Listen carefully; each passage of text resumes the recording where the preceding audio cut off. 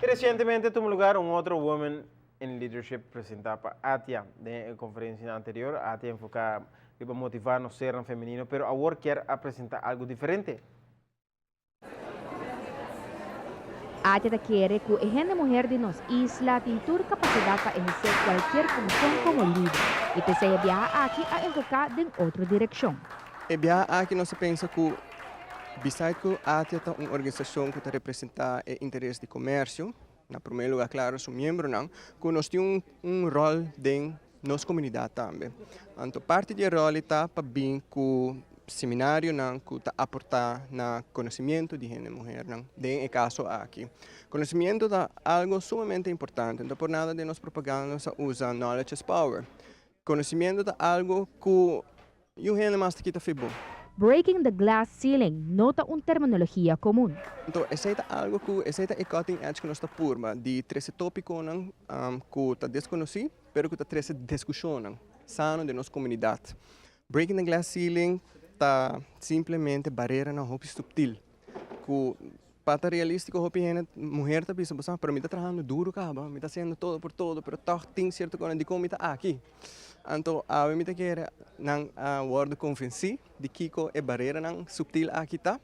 E se uma vez você consciente de gele, você pode trazer riba gele que brilhe. Tawat at diferente orador ko a papi riberreto nang kuhen na mujer ta confronta din nang karera profesional.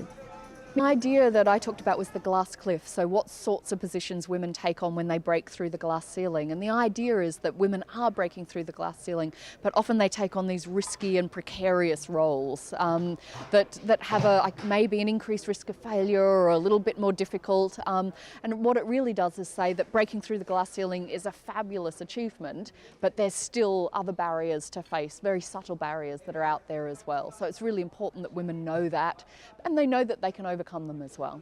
A lot of people have come up and said that it really made them think. It made them think about different ideas and different things. And I think it feels like people are inspired. And I think if we manage to make people think and we've inspired people, then I think we've, set out to what we achieve to do.